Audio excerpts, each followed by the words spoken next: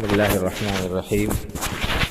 الحمد لله وحده والصلاة والسلام على من لا نبي بعده، أما بعد، فأعوذ بالله من الشيطان الرجيم. بسم الله الرحمن الرحيم. الحمد لله رب العالمين الرحمن الرحيم مالك يوم الدين إياك نعبد وإياك نستعين. محترم حاضرین، ہفتہ واری دروس کا سلسلہ شروع کیا گیا ہے اللہ کے فضل سے، اور گزشتہ ہفتے آپ کے سامنے سورہ فاتحہ کی بعض فضیلتیں جو صحیح احادیث سے ثابت ہیں وہ بیان کی گئی۔ آج بھی اسی سلسلے میں کچھ گفتگو ہوگی، اور سورہ فاتحہ کا جو مضمون ہے اس کو آپ کے سامنے انشاءاللہ تعالی اختصار کے ساتھ بیان کرنے کی کوشش کی جائے گی۔ آپ کو یہ بتایا گیا تھا کہ، اور آپ سب کو معلوم بھی ہے کہ یہ قرآن کریم کی سب سے پہلی سورہ ہے جو لکھی گئی ہے، اور سب سے پہلے ہم اسے پڑھتے ہیں۔ اس کا نام الفاتحہ ہے۔ فاتحہ کے معنی آتے ہیں آغاز اور ابتدا۔ اس کا نام سورہ فاتحہ اسی لیے پڑا کیونکہ یہ قرآن کریم کے آغاز میں سب سے پہلے یہی سورہ لکھی جاتی ہے۔ اس کو سورہ دعا بھی کہتے ہیں کیونکہ در حقیقت اس میں ہمیں دعا سکھائی گئی ہے، اور یہ بتایا گیا کہ ہم اللہ رب العالمین سے کس طرح مانگے اور کیا مانگے۔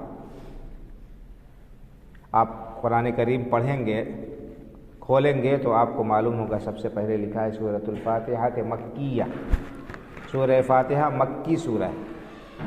کہیں لکھا ہوگا سورۃ الفاتحہ فلاں سورہ مدنیہ، تو یہ مکی اور مدنی کا کیا مطلب ہے؟ آپ دیکھیں گے ہر سورہ کے شروع میں لکھا رہتا ہے سورہ کا نام، اور لکھا رہتا ہے مکیہ یا مدنیہ۔ اس کا کیا مطلب ہوا؟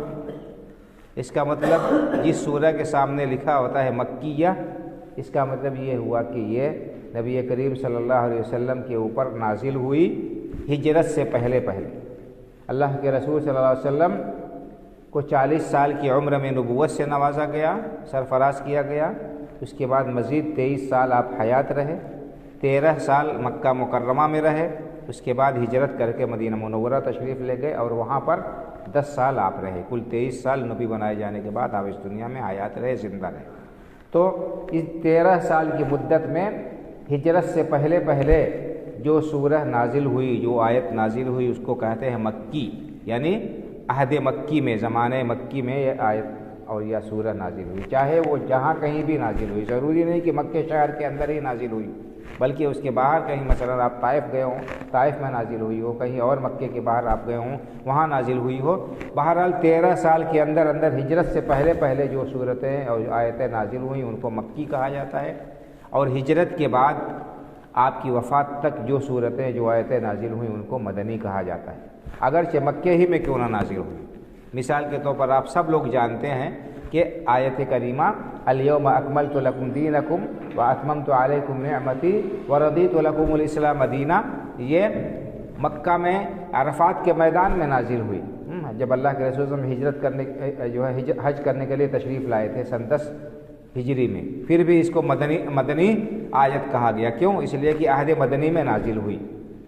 اسی طرح سے آپ تشریف لے گئے تبوک، وہاں پر بھی راستے میں بہت ساری جو ہے آیتیں نازل ہوئیں، اور دوسری جگہ غزوات میں آپ نکلے تو وہاں پر آیتیں نازل ہوئیں، آیت تیمم نازل ہوئی۔ آپ بن المستلق غزوہ کرنے گئے تھے وہاں پر، تو عہد مدنی میں جو ہجرت کے بعد سے لے کر آپ کی وفات تک جو آیتیں یا صورتیں نازل ہوئی وہ مدنی کہلاتی ہیں۔ تو یہ مکی اور مدنی کے درمیان فرق ہوا یا اس کی تفصیل ہوئی۔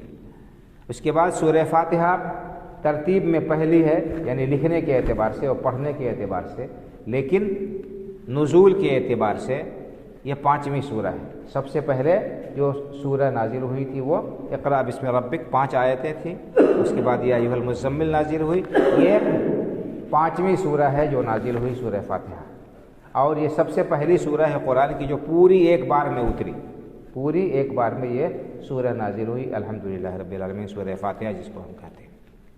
اور اس کے اندر ہمیں دعا سکھائی گئی ہے، اس کا اسلوب اور پیرایا وہ دعائیہ ہے، اور اس میں ہمیں یہ بھی بتایا گیا ہے کہ ہم اللہ رب العالمین سے دعا کس طرح مانگیں۔ آپ کو معلوم ہے کہ جب کوئی شخص کسی کے پاس میں جاتا ہے اور کسی سے کچھ طلب کرتا ہے تو پہلے اس کی تعریف کرتا ہے، پہلے اس کے گن گاتا ہے، پہلے اس کو خوش کرتا ہے تاکہ وہ ہمیں کچھ دے۔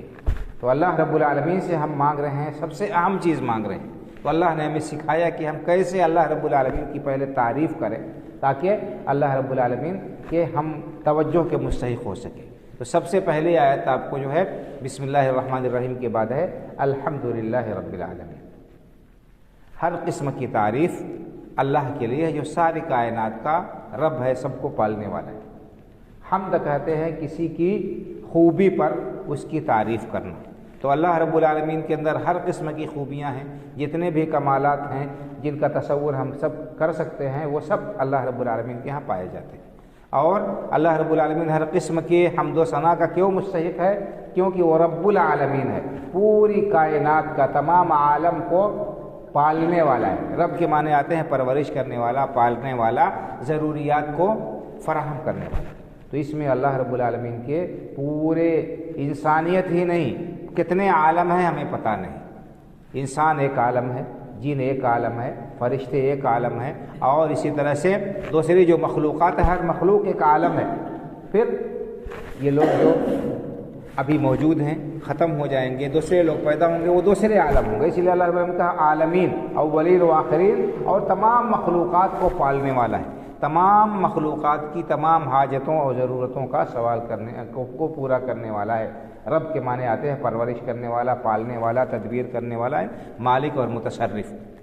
تو اللہ رب العالمین کی ربوبیت کا اعتراف ہے کہ ہم اللہ رب العالمین ہی کو مانتے ہیں کہ جتنے بھی ہماری ضرورت کی چیزیں ہیں سب کو فراہم کرنے والا اللہ رب العالمین ہے۔ یہ زمین، یہ آسمان، یہ ہوا، یہ پانی، یہ غذا، اور جتنی بھی ہماری ضروریات ہیں سب کو فراہم کرنے والا اللہ رب العالمین ہے۔ تو ہم اللہ کی تعریف کر رہے ہیں، اسی لیے یہ رب کا لفظ بڑا ہی جامع ہے۔ آپ قرآن کریم میں دیکھیں گے جتنی بھی دعائیں ہیں اکثر و بیشتر اس میں رب سے شروع، ربنا آتنا فی الدنیا حسنہ، ربنا لا تؤاخذنا ان نسینا واخطانا، رب اغفر لی ولوالدی وللمؤمنین یوم یقوم الحساب۔ یعنی انبیاء کرام علیہ السلام کی دعائیں بھی ان جو مذکور ہیں ان میں سے بیشتر اس میں ربنا کہا گیا ہے۔ اسی طرح سے فرشتوں کی جو دعائیں ہیں وہ بھی نیک و صالح لوگوں کی بھی۔ اسی سے معلوم ہوتا ہے کہ رب کی صفت جو ہے اللہ رب العالمین کی بڑی عظیم صفت ہے۔ بندہ یہ اعتراف کرتا ہے کہ جتنے بھی انعامات اور احسانات ہیں اے پروردگار، یا ہماری زندگی کے لیے جتنی بھی ضروری چیزیں ہیں سب کو فراہم کرنے والا تو ہی۔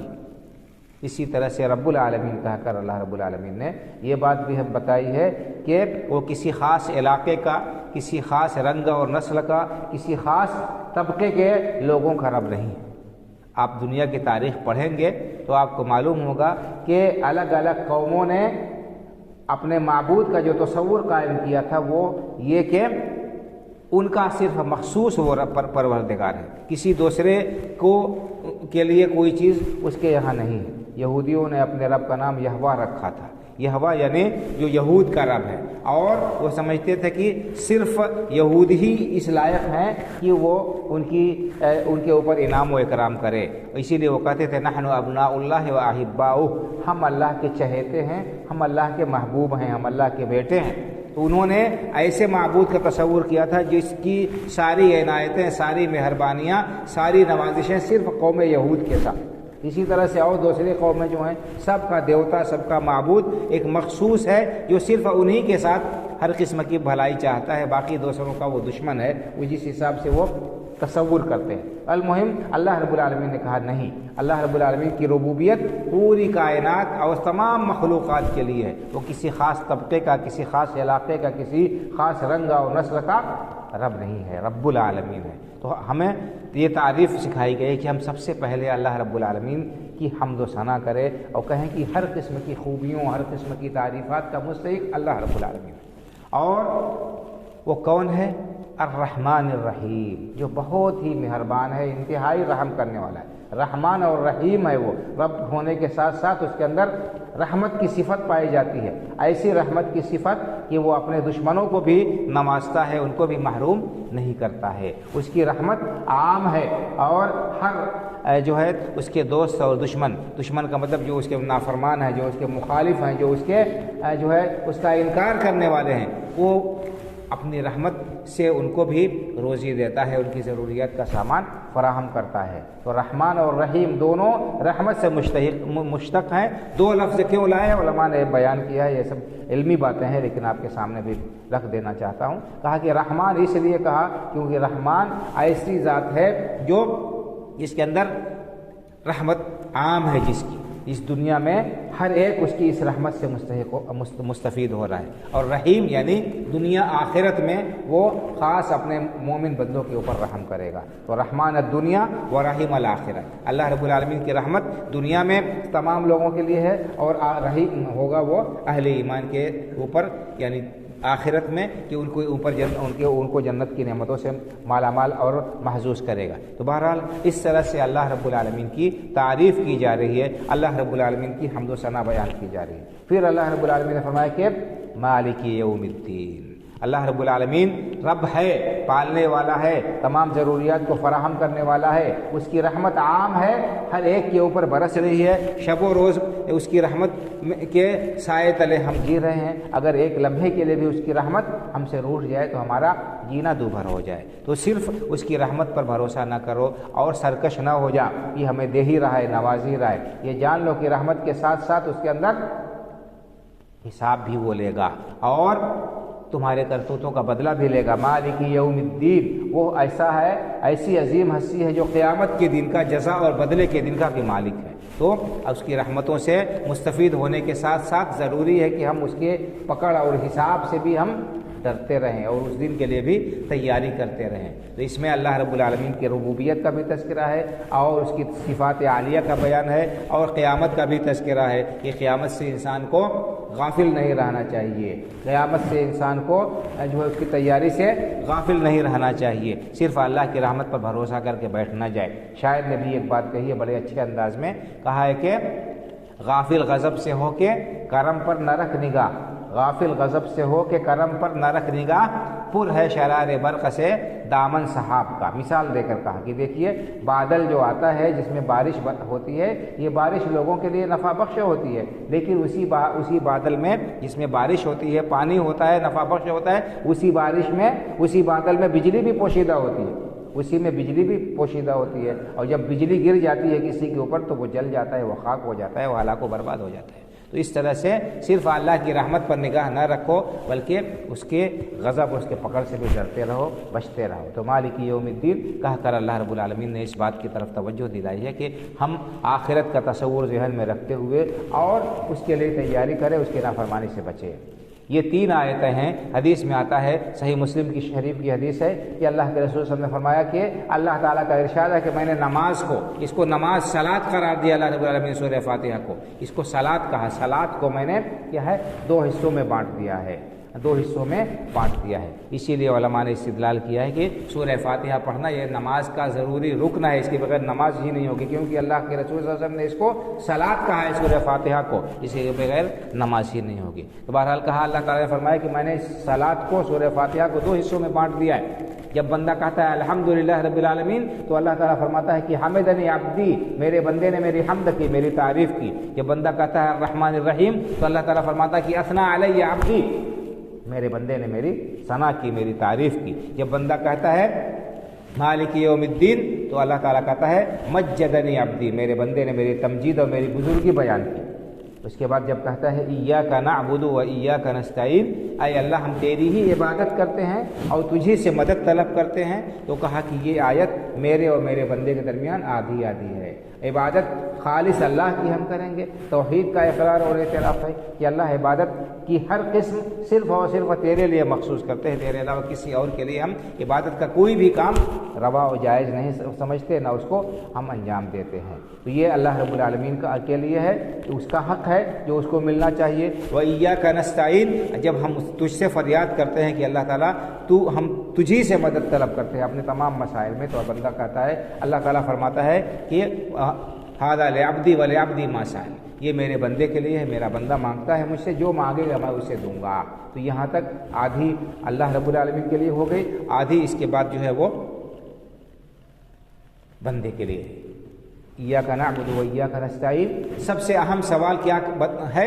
اہدنا الصراط المستقیم۔ یہی ہمیں سکھایا گیا ہے کہ ہم اللہ سے روئیں اور گر گرائیں کہ اللہ تو ہمارے لیے سیدھا راستہ کھول دے، بتا دے، واضح کر دے، اور اس پر جما دے، اس پر ہمیں جما دے۔ اہدنا الصراط المستقیم، ہمیں سیدھا راستہ دکھا اور اس سیدھے راستے پر ہمیں جما دے، اس سیدھے راستے پر ہمیں اللہ تعالیٰ ثابت قدم رکھ۔ تو یہ صراط مستقیم کیا ہے؟ اس کے بھی اللہ رب العالمین نے وضاحت کر دی، صراط الذین انعمت علیہم، یہ سیدھا راستہ ان لوگوں کا راستہ ہے جن پر تو نے انعام کیا، ان لوگوں کے راستے پر چلا جو کامیاب لوگ ہیں، جو انعام یافتہ گروہ ہے، غیر المغضوب علیہم ولا الضالین، جو ان لوگوں کے راستے پر نہ چلا جو گمراہ ہیں، جو بھٹکے ہوئے ہیں۔ تو یہ صراط مستقیم کیا ہے، کن کا طریقہ ہے؟ اللہ رب العالمین نے قرآن کریم میں بیان فرمایا، فاولئک مع الذین انعم اللہ علیہم من النبیین والصدیقین والشہداء والصالحین وحسن اولئک رفیقا۔ یہ اہل ایمان، نیک اور صالح لوگ کن کے ساتھ ہوں گے؟ ان لوگوں کے ساتھ ہوں گے جن پر اللہ رب العالمین کا انعام ہے۔ یعنی کون ہے؟ من النبیین، انبیاء کرام علیہ السلام، صدیقین، شہداء اور صالحین، وحسن اولئک رفیقا، یہی بہترین ساتھی ہیں۔ تو یہ سیدھا راستہ جو ہے انبیاء کرام علیہ الصلوۃ والتسلیم کا طریقہ ہے، اور سیدھا راستہ جناب محمد رسول اللہ صلی اللہ علیہ وسلم کا طریقہ ہے۔ جس کو سیدھا راستہ مل گیا وہ کامیاب و کامران ہو گیا، اور وہ ہمیشہ کی کامیابی اس کا مقدر ہو گئی، اور جو بھٹک گیا سیدھے راستے سے ہمیشہ کے لیے ہلاک و برباد ہو گیا۔ تو یہ اتنے عظیم دعا ہمیں سکھائی گئی ہے، اہدنا الصراط المستقیم۔ ہم ہمیشہ اللہ رب العالمین سے صراط مستقیم پر جمے رہنے کی دعا کرتے رہیں، روتے اور گر گراتے رہیں، ہم مطمئن نہ ہو جائیں اور بے فکر نہ ہو جائیں کہ ہم تو مسلمان گھرانے میں پیدا ہوئے، ہم تو کلمہ گو ہیں اور ہمیں فکر کرنے کی کوئی ضرورت نہیں، ہم نہیں بھٹک سکتے۔ ایسی بات نہیں ہے بھائی اور بزرگوں۔ حدیث میں اللہ کے رسول نے فرمایا کہ اللہ تعالیٰ بندوں کے دل اللہ تعالیٰ کی انگلیوں میں سے دو انگلیوں کے درمیان ہے، اللہ جیسے چاہتا ہے اس کو پلٹتا رہتا ہے۔ اسی لیے اللہ کے رسول صلی اللہ علیہ وسلم دعا کرتے تھے، اللہم یا مقلب القلوب ثبت قلبی علی دینک، اے دلوں کے پلٹنے والے پروردگار میرے دل کو اپنے دین کی طرف پلٹ، یا مصرف القلوب صرف قلوبنا الی طاعتک، اے دلوں کے پلٹنے والے، پھیرنے والے پروردگار ہمارے دلوں کو اپنی اطاعت کی طرف پھیر۔ تو یہ دعا انسان کو برابر کرتے رہنا چاہیے، اپنے دین اور ایمان کی عقیدے کی فکر کرنا چاہیے۔ یہی دعا ہمیں سکھائی گئی ہے، اور دعا کا ادب یہ ہے کہ پہلے اللہ رب العالمین کی حمد و ثنا کرے، اس کی تعظیم کرے، اس کی بڑائی بیان کرے، اس کے بعد اپنا مطلوب ہم رکھیں، اور یہ ایسا مطلوب ہے کہ جس کو یہ حاصل ہو گیا وہ کامیاب ہو گیا۔ تو یہ سورہ فاتحہ کا انتہائی اختصار کے ساتھ میں نے آپ کے سامنے خلاصہ پیش کیا۔ اس کی تفسیر علماء نے بڑی لمبی لکھی ہے، اور مستقل کتابیں تصنیف کی ہیں اس کی تفسیر میں، اور گنجائش نہیں کہ ان تمام باتوں کو بیان کیا جائے۔ بہرحال یہ خلاصہ ذہن میں آ جانے کے بعد اب ہم جب سورہ فاتحہ کو پڑھیں تو ہم سوچیں کہ ہم اللہ سے کیا مانگ رہے ہیں، ہم کیا کہہ رہے ہیں، زبان سے یہ کلمات ادا کرتے ہیں تو کیا ہمارا دل بھی موافق ہے؟ کیا ہمارا دل، یہ ہماری زبان ہمارے دل کا ترجمان ہے، یا زبان سے کچھ کہہ رہے ہیں دل میں کچھ اور ہے؟ ہم دعا اللہ سے کہہ رہے ہیں کہ ہمیں سیدھا راستہ دکھا، اور ہم چل رہے ہیں دوسروں کا راستہ، اور سیدھے راستے پر چلنے کے لیے آمادہ اور تیار نہیں ہیں۔ اس لیے ہمیں چاہیے کہ ہم قرآن کریم جو کچھ بھی پڑھتے ہیں اس کو سمجھنے کی کوشش کریں، اس کے معنی و مفہوم کے، اس کے تقاضے کو سمجھنے کی کوشش کریں، تاکہ اس کا خاطر خواہ ہمارے اوپر اثر ہو سکے۔ اللہ رب العالمین سے دعا ہے کہ اللہ تعالی ہمیں حق بات کو سمجھنے کی، قبول کرنے، اس پر عمل کرنے کی توفیق عطا فرمائے۔ آمین۔ وآخر دعوانا ان الحمد للہ رب العالمین، وصلی اللہ علی نبینا محمد وعلی آلہ وصحبہ اجمعین۔ السلام علیکم۔